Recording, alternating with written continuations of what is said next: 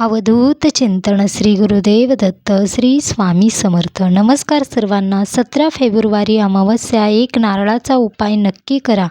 घरात सततीच्या कटकटी, नकारात्मकता, बाहेरील बाधा, नजर दोष किंवा आजारपण आहे.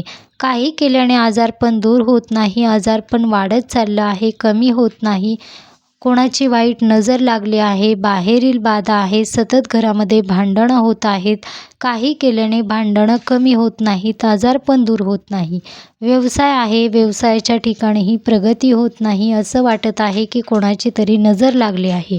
तेव्हा तुम्ही एक नारळाचा उपाय करायला विसरू नका. घरामध्ये हा उपाय तुम्ही प्रत्येक अमावस्या, पौर्णिमा, शनिवारी हा उपाय करू शकता.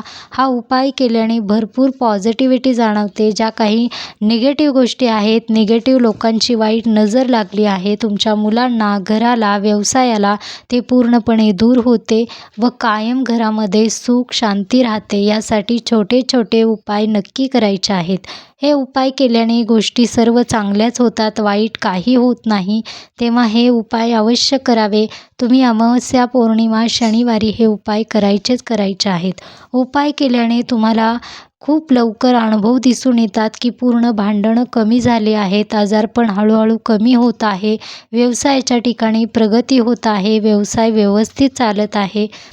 काही गोष्टी आपण कराल किंवा केल्या तेव्हाच तुम्हाला समजतं. काही गोष्टी आपण अवश्य कराव्या, चांगल्यासाठी कराव्या. घरामध्ये सुख शांती राहत असेल, सर्व काही गोष्टी चांगल्या घडत असतील, नेहमी आनंदी वातावरण राहत असेल, पॉझिटिव्हिटी राहत असेल, तर हे उपाय अवश्य करायचे आहेत. हे उपाय करायला जास्त वेळ लागत नाही किंवा तुम्हाला बाहेरून काही घेऊन येण्याची गरज नाही. फक्त एक नारळ, कापूर लागतो. तुम्हाला कर्पूर होम करायचा आहे. काही केल्याने नजरदोष, आजारपण, बाहेरील बाधा, भांडणं दूर होत नाहीत. तेव्हा तुम्ही कर्पूर होम अवश्य करा. बघा, लवकरात लवकर तुम्हाला अनुभव दिसून येतात. तुम्हालाही असं जाणवत आहे की बाहेरून कोणी व्यक्ती येतात, पटकन घरामध्ये भांडणं सुरू होतात. कोणी आलं आहे, मुलांना नजर लावतात, मुलं लगेच हट्टीपणा करतात, मुलं लगेच ऐकत नाहीत किंवा मुलं चिडचिडपणा करतात. तेव्हा समजून जायचं आहे की वाईट नजर लागली आहे. लोकांच्या नजरेला कोणीही थांबवू शकत नाही, पण काही उपाय केले तर आपण वाईट नजर नक्कीच दूर करू शकतो. यासाठी व्यवसायाचं ठिकाण आहे, व्यवसाय व्यवस्थित सुरू होता, पण काही केल्याने व्यवसाय पूर्णपणे बंद आहे, व्यवसायामध्ये प्रगती नाही. तेव्हाही तुम्ही व्यवसायाच्या ठिकाणी सुद्धा हे उपाय करू शकता. छोटे छोटे उपाय आहेत. केंद्रामध्येही तुम्हाला हे उपाय दिले जातात. स्वामी महाराजांचा कोणताही मंत्र बोलून किंवा तुमच्या आवडीने तुम्ही कोणत्या देवांना मानता त्या देवांचा तुम्हाला मंत्र बोलून हे उपाय करायचे आहेत. हे उपाय करण्यासाठी एक नारळ नक्की खरेदी करा. अवश्य तुम्ही भीमसेनी कापूर तुम्हाला कुठे मिळत असेल तर नक्की खरेदी करावा. भीमसेनी कापूर नाही मिळाला तरीही तुम्ही कोणताही कापूर घेऊ शकता. देवासमोर बसायचं आहे. तुमच्या वेळेनुसार तुम्ही अगदी कधीही करायचं आहे. आज सायंकाळी 5:35 अमावस्या सुरू होत आहे, ते उद्या 5:31 अमावस्या आहे. अगदी तुम्ही कधीही करू शकता. दिवसा करू शकता किंवा संध्याकाळी करू शकता. वेळ मिळेल तेव्हा करा, पण अवश्य हे उपाय करायला विसरू नका. काही केल्याने घरामध्ये खूप वाईट नजर लागते, काही केल्याने नजरदोष कमी होत नाही. तेव्हा हे उपाय नक्की करायचे आहेत. नारळाला तडा गेला, नारळ खराब झाला तरीही तुम्ही हा नारळ पाण्यामध्ये सोडून द्यायचा आहे. एकच नारळ तुम्ही भरपूर वेळा वापरू शकता.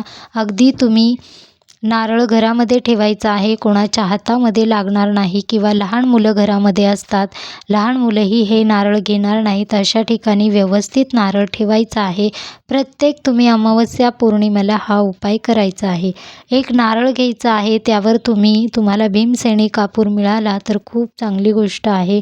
नाही मिळाला तरीही तुम्ही देवासमोर बसून नारळावर तुम्ही कापूर वडी ठेवायची आहे ना, कापूर प्रज्वलित करायचा आहे.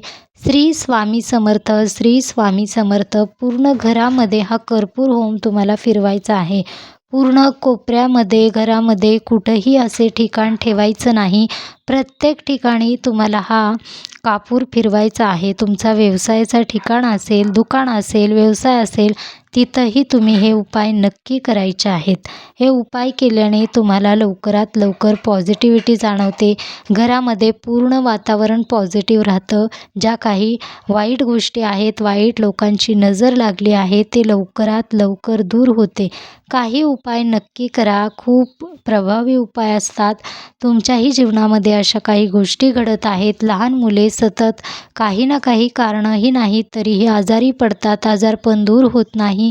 यासाठी हे उपाय अवश्य करायचे आहेत. हे उपाय तुम्ही कधीही करा. अगदी दररोज तुम्हाला वाटेल तेव्हा हे उपाय करू शकता. नाही जमले तर तुम्ही अमावस्या, पौर्णिमा, शनिवारी हे उपाय अवश्य करावे. हे उपाय करता तेव्हा मनामध्ये कोणताही एक मंत्र किंवा हनुमान चालीसा तुम्ही बोलू शकता. पण हे उपाय तुम्ही अवश्य करा. काही केल्याने वाईट लोकांची नजर दूर करण्यासाठी तुम्ही बरेच प्रयत्न करता तरीही वाईट नजर दूर होत नाही. तेव्हा हे उपाय अवश्य करायचे आहेत. हा नारळ तुम्ही कधीही बदलू शकता. अगदी तुम्हाला वाटेल नाही मला हा नारळ ठेवायचा नाही, तर तुम्ही घराच्या बाहेर कुठेही वाहत्या पाण्यामध्ये सोडून देऊ शकता. दुसरी वेळेस तुम्ही दुसरा नवीन नारळ घेऊन येऊ शकता. त्यावरही तुम्ही हेच छोटे छोटे उपाय करून घरामध्ये पॉझिटिव्हिटी आणू शकता.